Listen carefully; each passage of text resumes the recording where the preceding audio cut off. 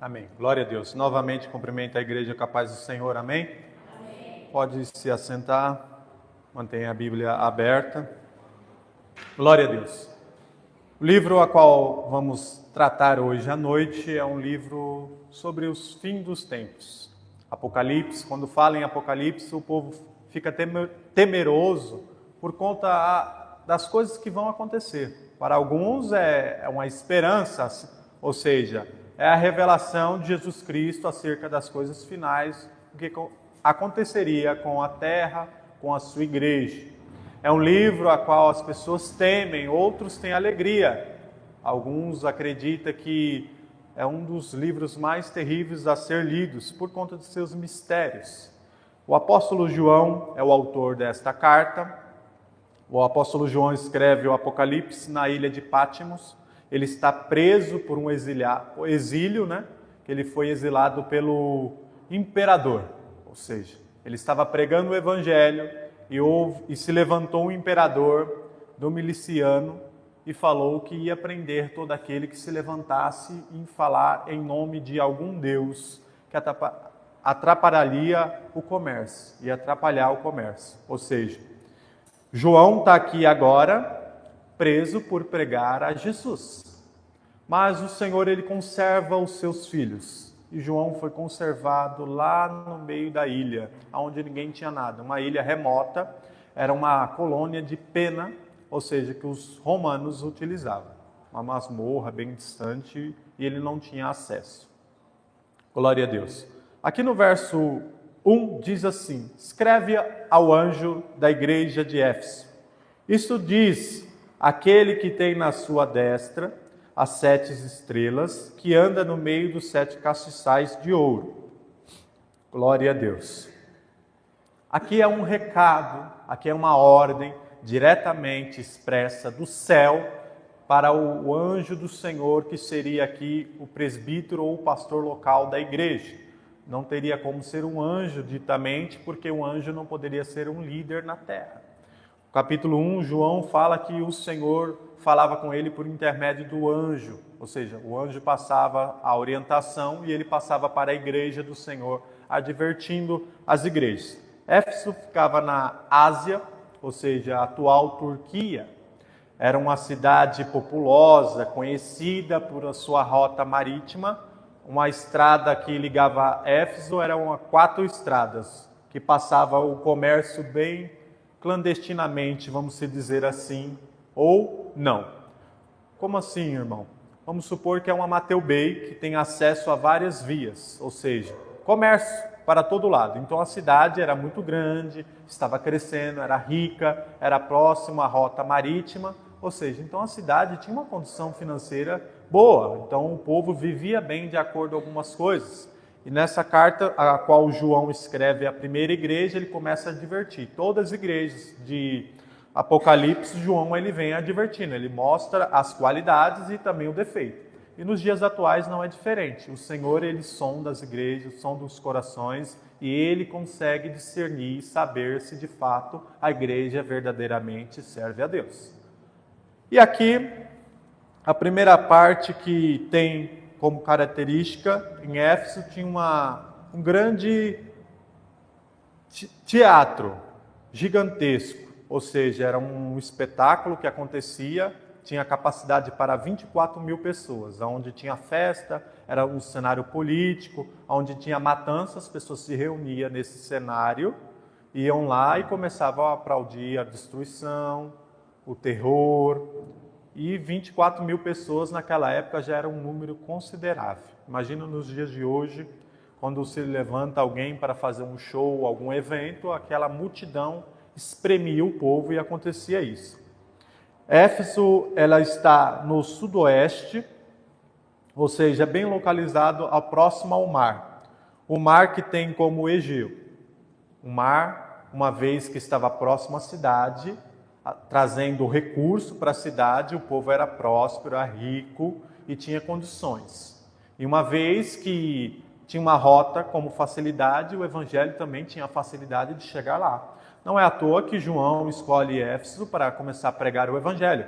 A Bíblia diz em Atos que o próprio apóstolo Paulo já andou em Éfeso, pregando, exortando a igreja de Cristo. Antes que algum mal suceda sobre a terra, o Senhor sempre envia o seu povo, envia o seu ministro para declarar, orientar a igreja. O Senhor tem orientado você nos dias atuais? O Senhor tem falado contigo dia após dia, culto após culto. Glória a Deus. E aqui fala que no meio dela tem 7 estrelas e 7 candeeiros, ou seja, as estrelas e os candeeiros têm uma importância muito grande, mas no meio delas, quem governa todas as coisas é Cristo. Quem governa a igreja, quem governa o povo de Deus, ainda é Jesus de Nazaré. Por mais que tenha alguns homens que querem dominar a igreja, quer corromper a igreja com suas teologias vãs, teologias liberais, o Senhor é o dono da seara. O Senhor é o dono da igreja, a igreja tem um dono. E aqui 7 castiçais, ou 7 candeeiros, como em outras traduções, quer dizer, são lâmpadas portáteis de ouro e continha azeite dentro dessa lâmpada, ou seja, eram candeeiros que eram feitos de ouro e tinham a importância de iluminar.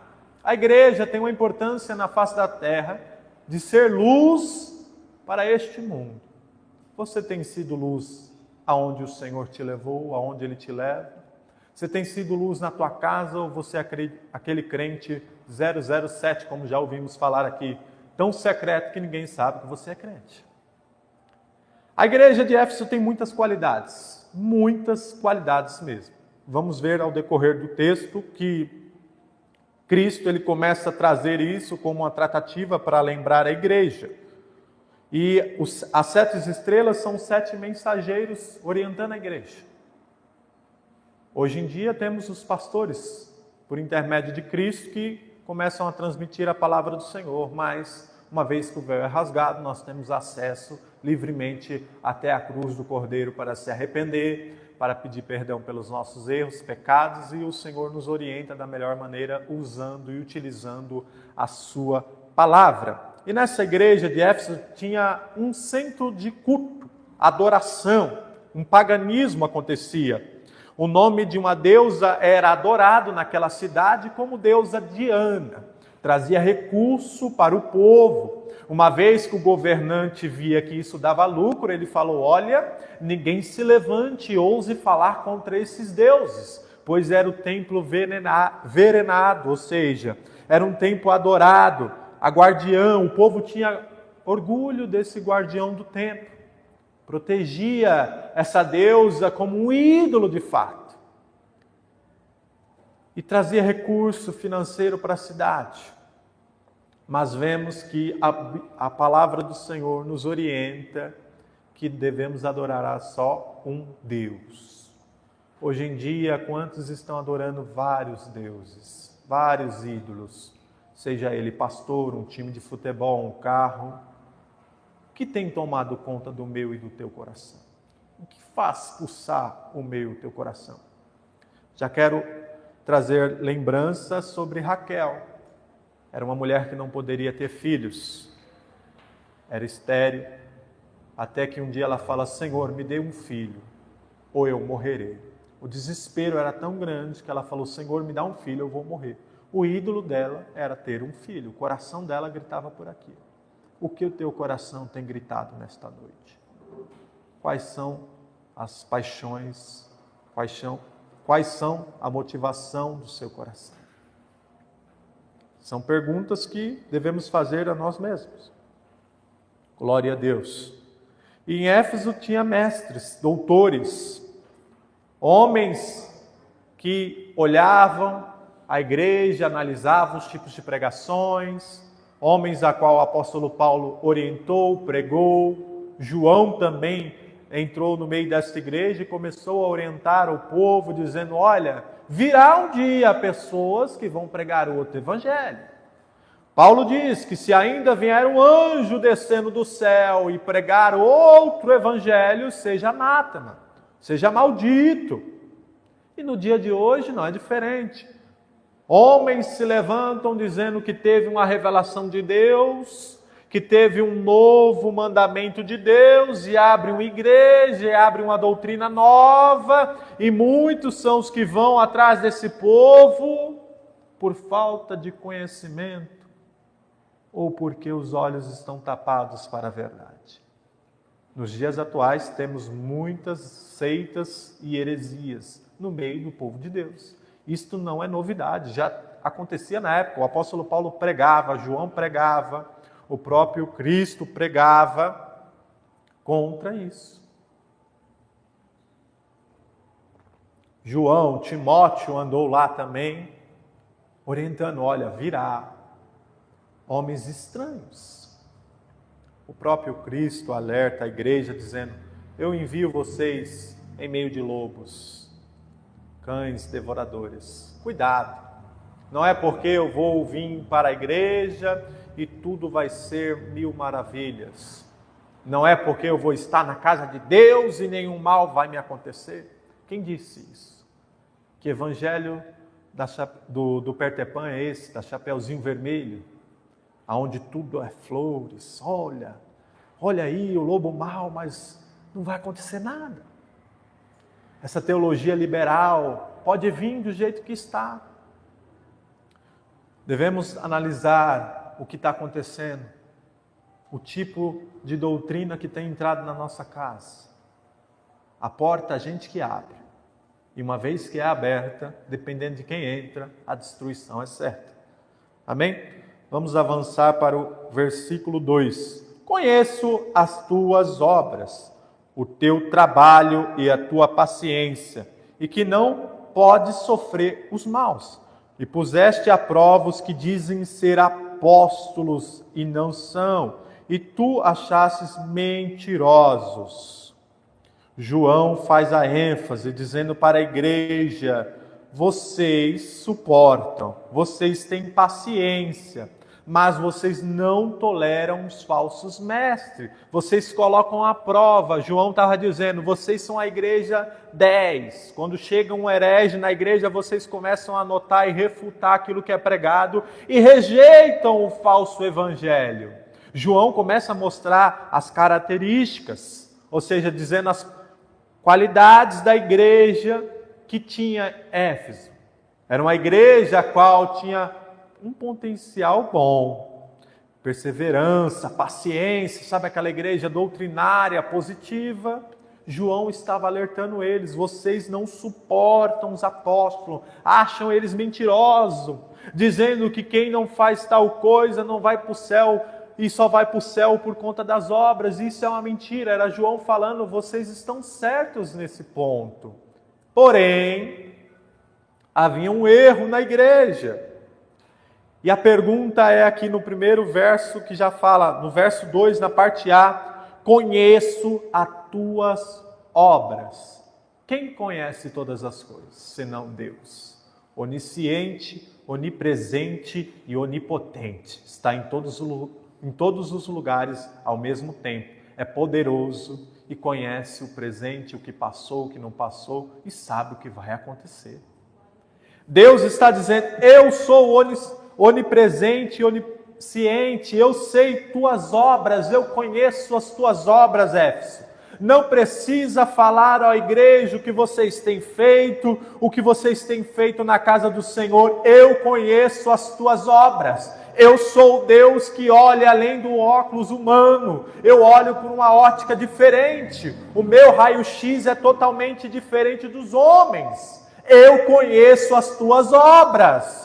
Deus estava alertando através de João, dizendo, olha, vocês podem ter bom trabalho, vocês podem ser fervorosos na obra, mas eu conheço as tuas obras, se de fato a obra é inclinada para Cristo ou para os homens. Há pessoas que são motivadas pelo Espírito de Deus, há outras pessoas que só fazem para que seja vista, para que seja reconhecida. E Deus conhece todos os corações. Deus conhece. Deus conhece quando eu faço a obra de Deus para eu ser visto. Eu não preciso falar, Ele sonda o coração. Que culto eu tenho oferecido ao Senhor? Eu conheço as tuas obras, eu sei, não precisa me dizer. Eu sei que você é um bom obreiro, eu sei que você está na minha casa. Eu sei que você zela pela minha obra. Eu sei que você é um homem que ora, que jejua, que medita nas Escrituras, Éfeso. Que tem paciência, mas vocês não suportam os falsos ensinos. É assim uma pessoa quando é instruída, quando tem maturidade, ela não suporta ouvir uma heresia, ela fica doida para ir embora do ambiente. Esses dias eu ouvi em meu serviço, que, me desculpe a expressão, que o Espírito Santo era mãe de Deus. Eu falei, ué, como assim? Tem algo errado. É meio complicado. E o povo está indo nessas coisas estranhas. Não, é mais fácil eu ir por aqui porque eu não tenho confronto. Uma vez que você não tem confronto, você não é mudado. Você não é modificado. Não acontece nada na sua vida porque eu não posso ser afetado. O meu ego, o meu bel prazer tem que ser instável, ele tem que ser momentâneo aqui, ele tem que estar presente agora. Ninguém pode tocar aqui, Jesus. O Senhor entra até aqui, mas aqui o Senhor não pode entrar. Mas aqui fala, eu conheço as tuas obras. Eu vou dar um exemplo bem simples.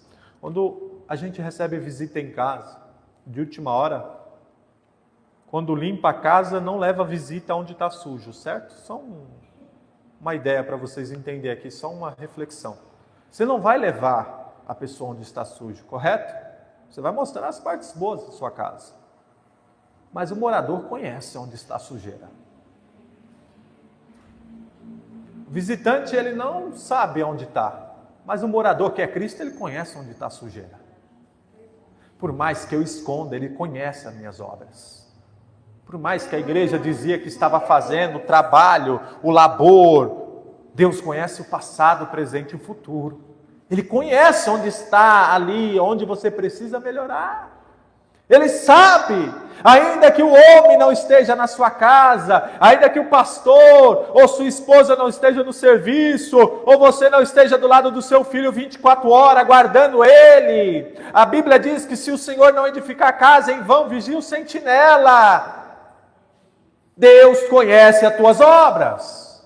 Ó Éfeso, eu conheço as tuas obras. Eu conheço que vocês têm perseverança. Eu conheço que vocês não suportam os falsos ensinos do século 21, das heresias que têm entrado dentro da igreja, encaminhado para passos largos. Eu conheço que vocês não suportam essas coisas. Eu sou Deus.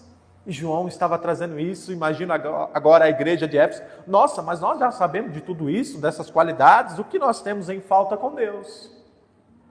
Deus conhece de fato a forma que está o seu coração. Há momentos que eu e você vêm para o culto se arrastando. Há momentos que nós não estamos bem. Isso é normal.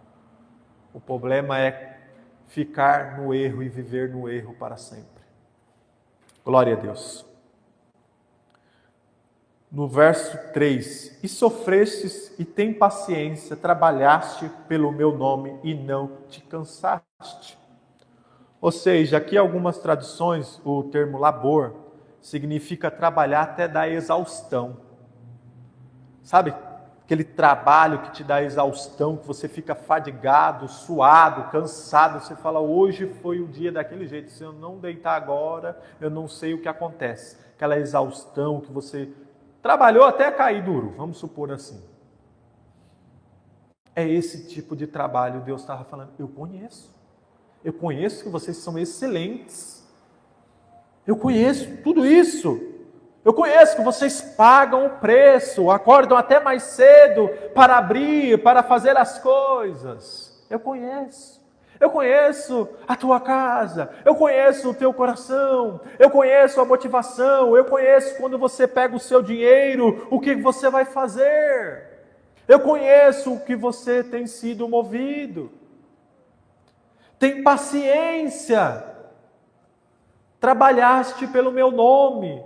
A Bíblia diz que naquele dia haverá muitos que dirão: Senhor, Senhor, eu expulsei demônios em teu nome. Uma coisa é você expulsar demônio no nome de Jesus, outra coisa é Jesus te reconhecer. Vou dar outro exemplo aqui. Eu posso conhecer o presidente e bater lá na porta, né? Uma vez que eu nem queira entrar lá, tudo bem. Vamos usar o presidente americano, eu conheço o Donald Trump, eu bato na Casa Branca e falo: eu conheço ele, eu vou entrar. Você acha que eles vão deixar eu entrar? Porque o presidente não me conhece. Eu posso conhecer Deus, mas será que Deus me conhece? Deus sabe se você tem vergonha de carregar uma Bíblia debaixo do braço. Eu, quando era mais jovem, mais novo, não que eu esteja velho, eu tinha vergonha de falar que eu era crente. Eu precisava nascer de novo. Será que as pessoas sabem que eu sirvo a Jesus de fato? É porque eu não quero perder. É porque eu quero ganhar a terra. Eu estou novo, então eu quero ganhar algumas coisas aqui, para que depois, quando eu tiver mais avançado de idade, assim eu possa servir a Deus. Ou você serve a Deus da maneira de Deus, ou não serve.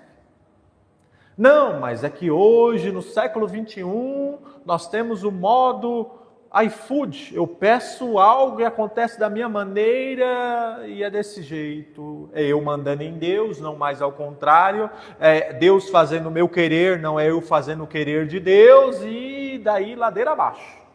E o Evangelho se expande, mas não há transformação alguma. Há igrejas que crescem já como bar.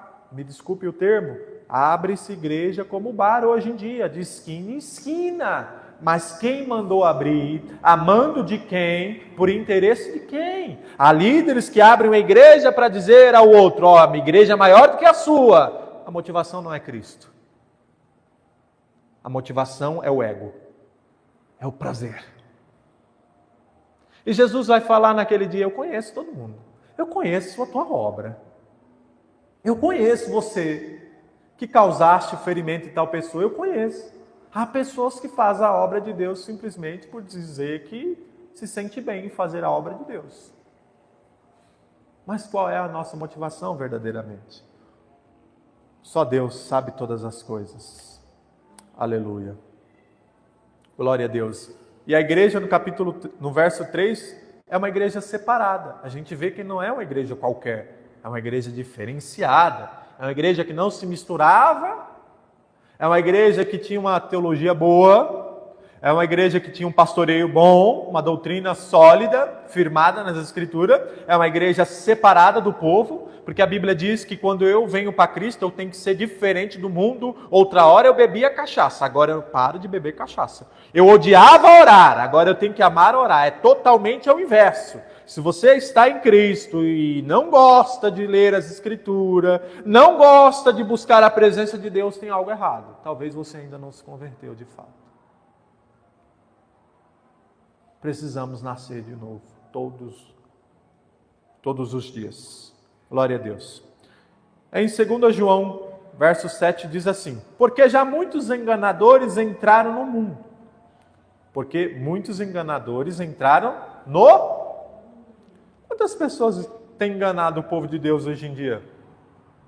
Olha, dê R$100 e sua casa no céu está garantida. Olha, pague a indulgência que o seu pai vai ser livre da morte eterna. Com que respaldo bíblico? O povo faz essas coisas porque quer benefício, quer ganhar a terra. Se eu não perder as coisas daqui, eu não consigo ganhar lá. Eu preciso perder aqui para ganhar lá. Você está vendo como é que a matemática de Deus é totalmente diferente dos homens? Aqui o homem briga pelo ouro. Lá em cima ninguém briga. O povo pisa no ouro. porque não há valor algum. E aqui o povo mata. O pai, a mãe é enterrado, o sangue nem esfria direito, já estão brigando. Eu quero a casa, o bezerro é meu. Não, aquele carro é meu. Porque o homem briga muito por essa terra. Mas eu tenho uma frase para te recordar. O céu é tomado à força. Não sei qual é a tua motivação, mas imagina eu buscar uma vida inteira dentro da igreja e quando fechar os olhos não está em Cristo, quão triste vai ser isso. A porta vai fechar e eu não vou entrar. Eu estava dentro da igreja, eu fiz a obra, eu era um ativista. Fazia tantas coisas na igreja que não tinha nem tempo para buscar a Deus. Mal cuidava-se dos meus filhos, mas eu estava fazendo a obra de Deus. A Bíblia diz que se eu não cuido da minha casa, como eu posso cuidar da igreja de Cristo? Como que eu posso fazer a obra do Senhor? Aleluia. Glória a Deus. Aleluia. É uma igreja sofrida. Irmão, eu não quero sofrer. Então, eu tenho uma notícia, você vai sofrer muito. Não é pouco, não. Se você for em Israel falar de Jesus, eles vão cuspir na sua cara. Eles não aceitam, não tem Cristo como Salvador. Esse negócio de crente não é para mim, porque eu quero facilidade. Eu quero coisa fácil. É mais fácil eu pegar algo do próximo do que eu trabalhar por aquilo. Eu não quero ter esforço. Eu não quero ter esforço algum. Eu quero chegar na igreja, Deus vai me abençoar, dar minha casa, meu carro, meu casamento, e eu vou para o céu e está tudo certo. Eu não quero ter esforço algum. Aí é fácil. Essa é a teologia da prosperidade, a maldição do século 21. Venha para a igreja e seja rico. Entregue sua chave, entregue seu carro e você vai ser próspero. É complicado o negócio. E essas igrejas são largas, cheias, grandes, e o povo gritando, dizendo glória a Deus, mas muitas das vezes o Deus é mamon, é o dinheiro. Eu vou contar um exemplo que eu fiz uma campanha uma vez, a campanha da lama, ou campanha estranha da gota. A campanha da lama, o pastor falou, dá R$100, e eu só ouvi, que sua casa vai ser próspera. Eu falei, olha, se eu der R$100, minha casa vai ser cheia, então é melhor dar os 100. Não tinha dinheiro, pedi para o meu pai e fiquei devendo ele até hoje. Assim, pela lógica, né? Não aconteceu nada. Não é eu dar, não é eu fazer. Por mais que eu faça, por mais que eu acho que eu consigo, a Bíblia diz que eu sou miserável, desprezível e maldito. Mas por conta dessas frustrações, por conta dessas coisas que têm acontecido, desses falsos ensinos entrando na igreja, o povo vai se esfriando. Eu vou para a igreja para quê? Para ser igual àquele? Eu vou para a igreja para quê? Eu vou para a igreja para quê se a igreja está pior? Mas a igreja de Jesus que é separada, lavada pelo sangue de Cristo, ela não se contamina. Pode ter a igreja do homem, mas a igreja de Cristo Jesus, ela é diferenciada, ela é restaurada, ela é lavada, ela é remida. Deus exorta, Deus batiza, Deus transforma, Deus prospera, Deus faz tudo de A a Z, mas o povo é motivado em buscar a Cristo. Glória a Deus, há diferença. Quando for pregar o Evangelho, pregue a Cristo, porque quando ele vê Cristo, ele vai ver que ele é miserável, e quando ele entrar dentro dessa porta, ele vai falar, olha, fulano pecou, o pastor fez isso, ele vai falar, eu sou pior do que ele, eu sou miserável, eu sou cego, eu sou pobre, eu sou nu, Cristo me salvou, meu irmão. Se você caiu, Cristo vai te levantar uma vez que você se arrepender. Mostre o evangelho da cruz. Uma vez quando eu vou para a cruz, eu vejo que eu sou desprezível. Aí eu não passo no crivo da cruz, eu passo na prosperidade, fico quando a tentação vem, quando o mal vem, eita Senhor, eu não vou mais para o culto. Oxi, estava pulando, rodando no culto passado, e agora cadê? Buchou? Acabou? Fogo estranho. Há muito fogo estranho dentro da igreja. Qual é a sua motivação? Ai, mas irmão, eu não estou sentindo um arrepio. Você vai sentir um arrepio, às vezes é um frio. Às vezes é uma presença diabólica. Às vezes é a presença de Deus. Mas eu não posso ser motivado pelo que eu sinto. Eu tenho que ser motivado pelo que eu creio. Porque vai ter momentos que eu vou orar porque eu estou sentindo de orar. Mas haverá momentos que eu vou orar que eu não vou ter vontade alguma, mas eu tenho que orar. Não é minha vontade, não é o meu querer que prevalece, é a vontade de Cristo. As orações de Cristo era essa: por todavia seja feita a tua vontade, não a minha. Que seja feita a tua vontade, Senhor. Eu sei que está doendo, eu sei que eu estou indo me arrastando, eu sei que eu estou esmorecendo, mas não me deixa sozinho. A vontade é de Cristo, não a minha, nem a sua. Oh, aleluia! Por que, irmão, você está dando essa volta toda da igreja de Éfeso? Já já você vai entender que o negócio vai estreitar. O povo era rico, era próspero, tinha grandes importações, tinha sociedade com o próximo, tinha conhecimento. Quer ver amigo é ter dinheiro no bolso.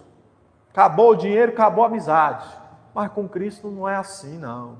Eu tenho dinheiro, eu tendo doença, eu tendo saúde, tendo luto, eu estou servindo a Cristo, porque eu não sou motivado pelo que eu sinto, mas pelo que eu creio. O apóstolo Paulo diz que nós não devemos andar por vistas, mas por fé em quem? E por que o povo esmorece? Está andando porque está vendo o homem carnal. Buscai as coisas que vêm do alto, porque é do alto que vem poder, renovo, sabedoria, transformação. É que eu fico olhando muito para as coisas dessa terra.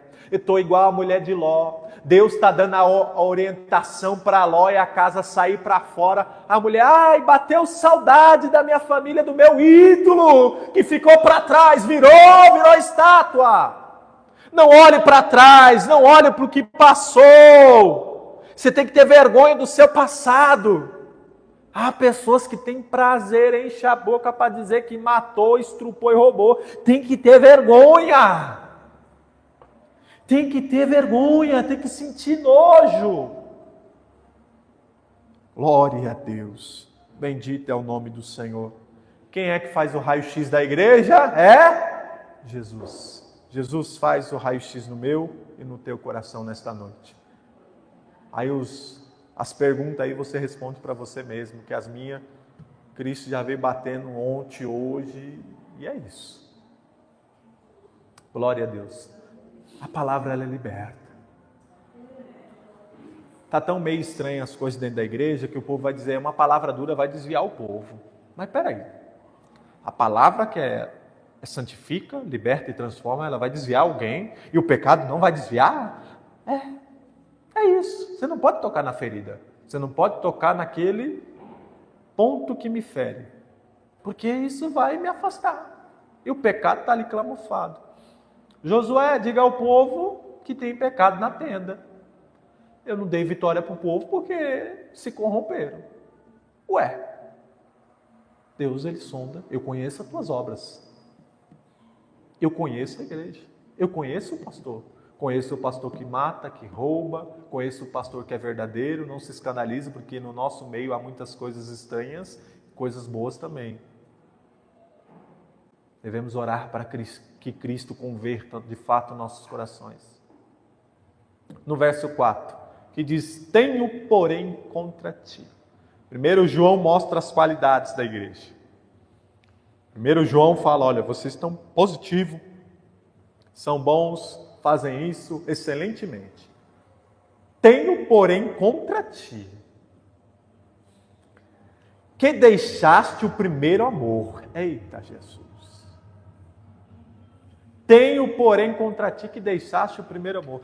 Lembra, quando você conheceu sua mulher que levava flores, e era aquela lua de mel? É tipo isso. Mudou as coisas por quê? Não pode cair na rotina. As coisas em Deus não pode cair na rotina.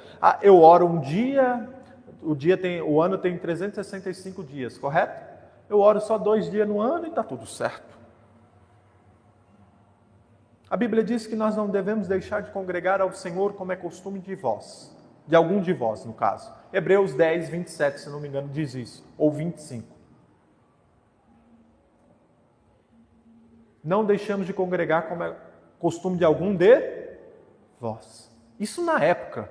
O povo já estava deixando de congregar. Ia para a igreja quando tinha congresso. Ia para a igreja quando tinha Santa Ceia. Ia para a igreja quando tinha uma celebridade na igreja. Mas e Cristo? Não aparece no negócio? Só era turista na igreja, acabou. Que você não apareça no céu dessa forma, que eu não apareça na hora das trombetas. Não, eu vou deixar para me converter amanhã, porque amanhã, quem sabe, amanhã não. Minha mãe diz para mim, Thalita sabe, olha, quando Deus levar o seu pai, eu vou virar irmã do coque. Eu falo, mas vai esperar para quê se pode agora?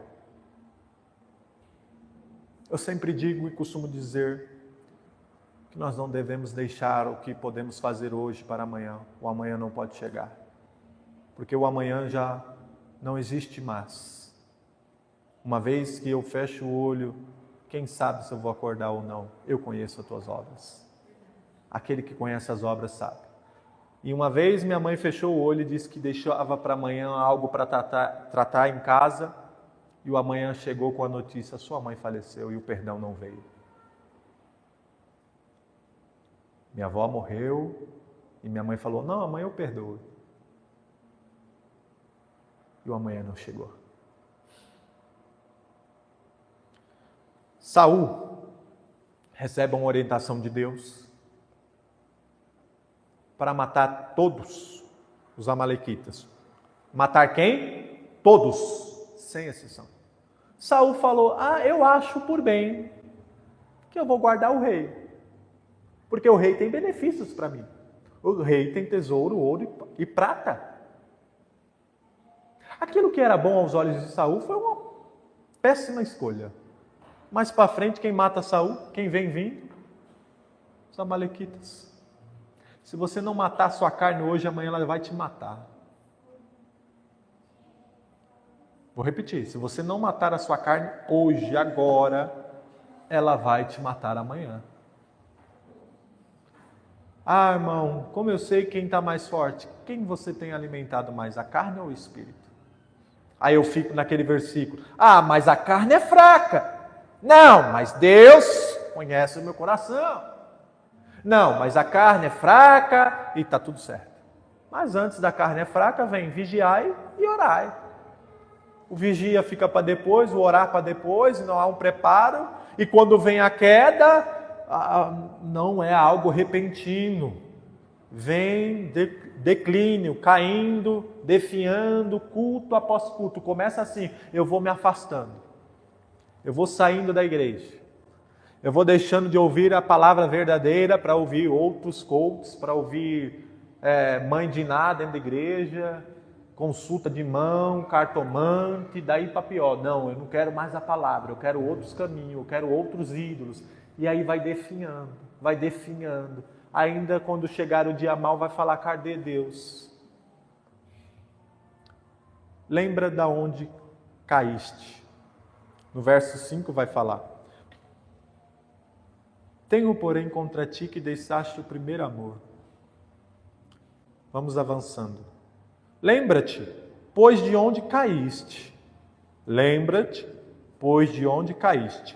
Arrependa-te. Pratica as primeiras obras. Pratica as primeiras obras. Quando não brevemente virei a ti e tirarei do lugar o seu candeeiro, se não te arrependeres. Deus vai tirar a luz do meio do povo. João está falando, olha, a palavra é essa, se vocês não se arrepender, a luz que ilumina a igreja vai sair. Aquilo que brilha, aquilo que é o centro vai sair. Se vocês não se arrependerem. Lembra-te de onde caíste. Lembra de quando você me buscava na madrugada com fervor. Lembra de quando você não perdia uma consagração. Lembra de quando você não deixava de jejuar. Lembra quando você abria as escrituras e aquelas palavras saltitavam como algo doce em seu coração e você tinha sede, folheava. E hoje já não há mais essa sede, hoje já não há mais essa busca. Lembra que você trocava os convites da terra por amor a mim, mas hoje você troca o convite meu por amor à terra. Está mudado, está definhando, está caindo aos poucos. Não foi uma queda repentina, não foi algo declínio, caindo aos poucos. Começa na oração a queda, começa na falta de vigilância, começa na falta de palavra. O que rege a igreja é a palavra do Senhor. A palavra é viva e eficaz, que transforma. Sem o crivo das escrituras, a igreja tende a cair, tende a tomar rumos estranhos. A preocupação de Moisés antes de morrer, você sabe qual que era? Senhor, se eu morrer, quem vai pastorear o povo? Levante alguém em meu lugar.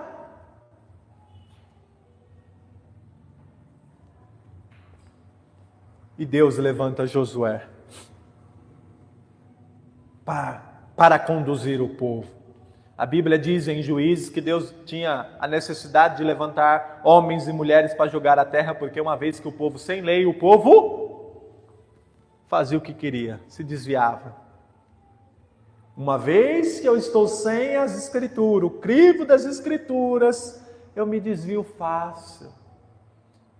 Eu começo a olhar outras coisas estranhas, começo a cobiçar a casa do irmão, a geladeira, a esposa, o carro. E Deus sabe que minha carne é fraca, mas já venha caindo lá de trás. E foi indo de mal a pior. E o Senhor tem alertado a igreja dia após dia de forma extraordinária. E glória a Deus por isso, que quando Deus se cala é algo meio estranho. Nós vemos que Malaquias até Mateus, no Novo Testamento e do Antigo, houve um silêncio de 400 anos. Deus se cala, e quem resolve falar? A igreja. Não, eu acho que eu vou dar uma ajudinha para Deus aqui. Então, já que Cristo está calado, a igreja não tem revelação, então vou escrever os livros aqui, segundo a Macabeus, vamos fazer uma reza pelos mortos, que nós temos autoridade, e começam umas coisinhas meio estranhas. Não, vamos batizar as crianças, porque o batismo salva. E isso vai entrando dentro da igreja, entrando. Não, o que importa é que eu seja batizado. Não, eu sou chamado. Uma vez escolhido para sempre. Há um hino, que nem sei se pode dizer que é hino, quem tem promessa não morre. Mas rapaz, o que morre de gente que eu conheci que tinha chamado para pastor, ele não está vivo até hoje, não. Moisés tem uma geração com ele, o povo tinha promessa de entrar onde? Em Canaã. Quem entrou? Nem Moisés entrou, só olhou com os olhos. Está vendo que as coisas vão estreitando o evangelho? Você quer ver se você está servindo o evangelho de Deus?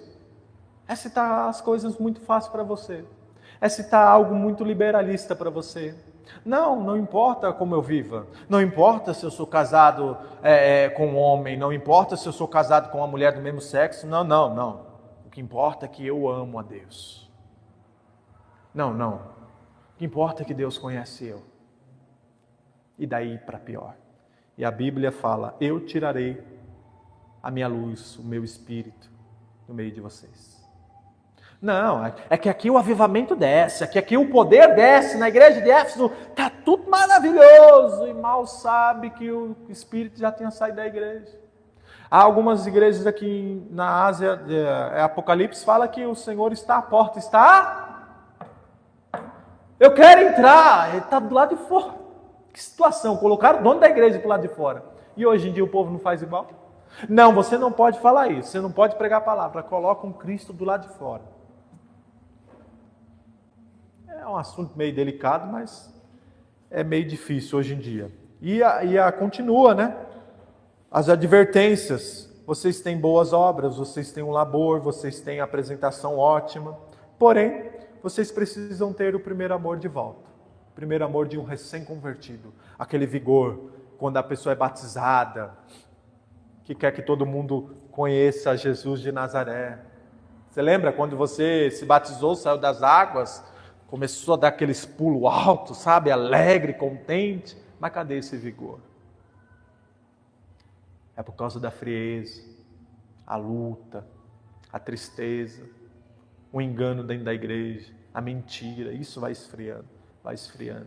Mas tudo começa no secreto. Uma vez que eu paro de orar, paro de vigiar, começo a olhar os homens da terra, não fixo os olhos no céu, mas fixo os olhos só carnalmente nos homens. Não ando mais por fé, mas ando por vista. Aí começa a decair. Aí o declínio é grande. Aí Jesus começa a falar para a igreja de Laodiceia, vocês são ricos. Outra igreja, que na igreja de Laodiceia, eles eram bancários, prósperos. Fabricava roupa, têxtil, tinha coisa de tecido. Porém, tem um contra ti que são pobres, nu e cego.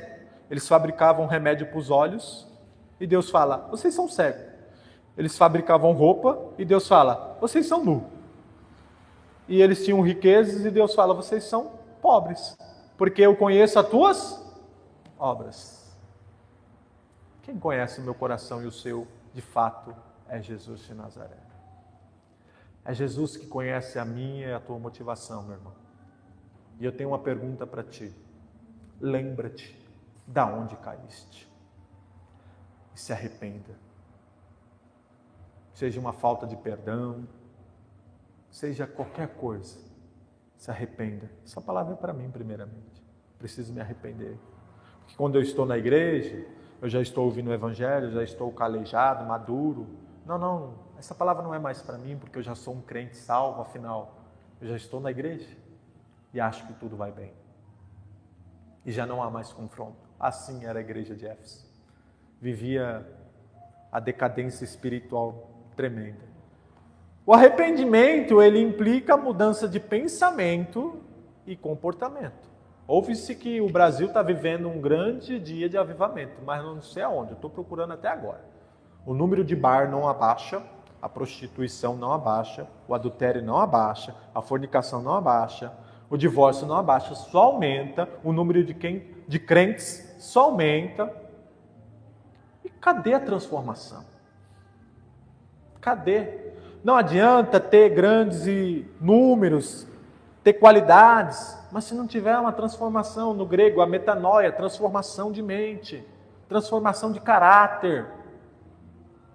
Uma vez eu ouvi uma frase, e é verdade, é mais fácil eu expulsar um demônio do que ter o caráter transformado, porque o demônio sai no nome de Jesus, mas o caráter tem que ser tratado. Outra coisa é eu deixar Deus trabalhar. Amém? E agora, no verso 6, caminhando para o fim. Tens, porém, isto, que odeias as obras dos nicolaítas, a qual eu também odeio. Ou seja, Deus está falando, tenho, porém, isto, que odeia as obras dos nicolaítas, as quais eu também odeio. Quem é esses nicolaítas? Era um grupo pequeno de seita. Hoje tem seitas no meio de Deus, no meio do povo de Deus. Seitas. Nicolaítas era um povo que se achava dono da igreja, que se achava o dono da verdade, e eles constituíram uma doutrina e trazendo grande parte do povo de Deus para essa igreja.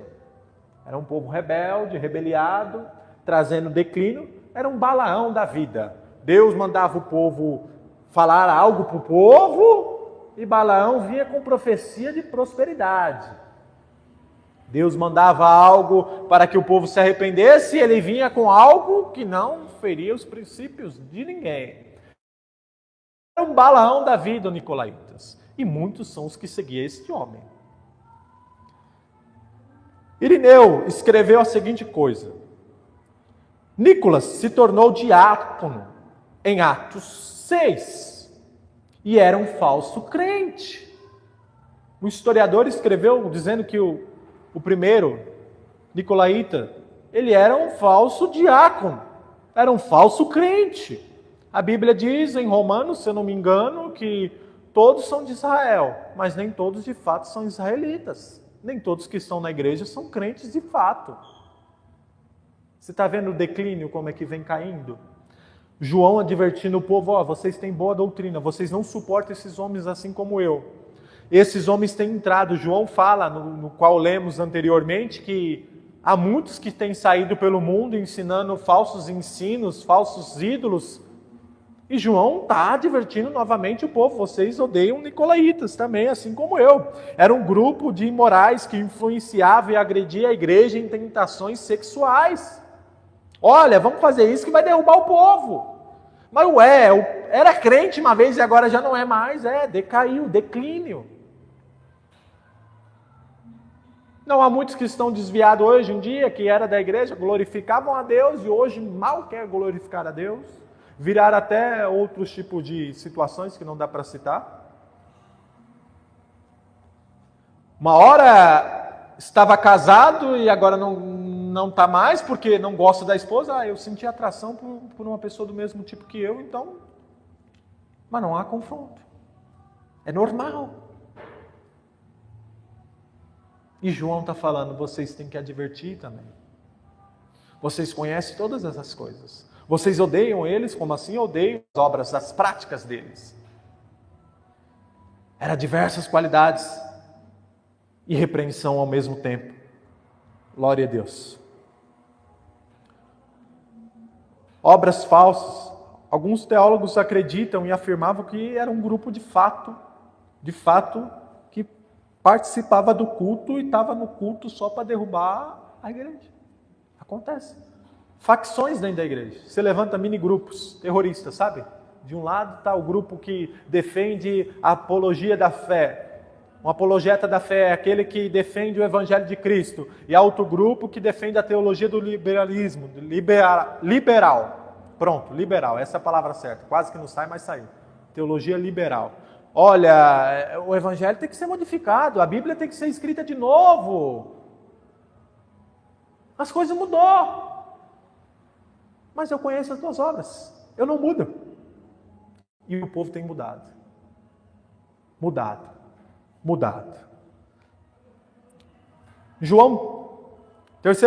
João 11, que diz assim, amados, não siga o mal, mas o bem. Quem faz o bem é de Deus, mas quem faz o mal não tem vista a Deus. É João de novo advertindo, não siga o mal. Quem você tem seguido? Você tem seguido sua esposa? Você tem seguido o pastor? Tem seguido o líder da igreja? Ou a palavra de Cristo? Quem eu tenho seguido? Irmão, essa palavra é uma palavra cansativa, é uma palavra que não me motiva, mas é uma palavra que traz arrependimento. Uma vez eu ouvi do meu professor, e para concluir e terminar, ele falou, olha, Aidnon, há um problema. 2, na verdade. Todos caem, todos erram, mas há uma diferença. Nem todos querem levantar. Olha só. Todos caem, todos erram, mas nem todos querem levantar, querem mudança. É um professor ímpio que falou isso para mim, eu achei aquilo dali profundo, de fato, e é verdade. Todos caem, todos erram, mas nem todos querem levantar de fato. Nós não devemos ser igual o porco, desculpa a expressão, quando vê o pecado se lambuza na lama. Quem já viu um chiqueiro sabe, é um negócio fedido e ruim. O crente não pode ter prazer no pecado, ele tem que ter nojo do pecado, ele tem que correr, fugir da aparência do mal. Corra enquanto há tempo. Éfeso, corra, se arrependa enquanto há tempo. Saia do lamaçal do pecado, saia do abismo profundo das trevas e venha para a graça da luz de Cristo Jesus. E no verso final, uma promessa de esperança para aqueles que têm ouvido. A Bíblia diz, aquele que tem ouvido, ouça o que o Espírito diz à igreja. Aquele que tem ouvido, ouça o que o Espírito tem às igrejas. Aquele que tem ouvido. Você tem ouvido, então você está ouvindo o que o Espírito está dizendo à igreja nesse dia. Ao que vencer, darei de comer da árvore da vida que está no meio do paraíso. O povo só quer a parte boa, não quer sofrer. Neemias está construindo a obra, o templo, e chegou o povo meio estranho. O povo que se levantou no início do templo, da construção dos muros. Olha, Neemias, esse negócio não vai dar certo. E quando viu o negócio bonito, arrumadinho, falou, nossa, não é que deu certo, nós queremos entrar. Mas vão entrar para quê? Com direito de quem? Quem chamou? Não participou, não sofreu. É assim para entrar no céu. Quer entrar de qualquer maneira, não vai dar certo. Não vai dar certo. Amém? Se coloque de pé. Eu quero ir para o céu, mas eu preciso ser mudado, preciso ser transformado. Essa é a palavra que o Senhor colocou em meu coração. Medite na palavra, leia. Fale o que eu tenho feito, qual é a queda que eu tenho tido, aonde eu preciso me arrepender. Amém? Vamos orar ao Senhor. Glória a Deus por esse momento, por essa palavra. Deus abençoe a todos. Em nome de Jesus.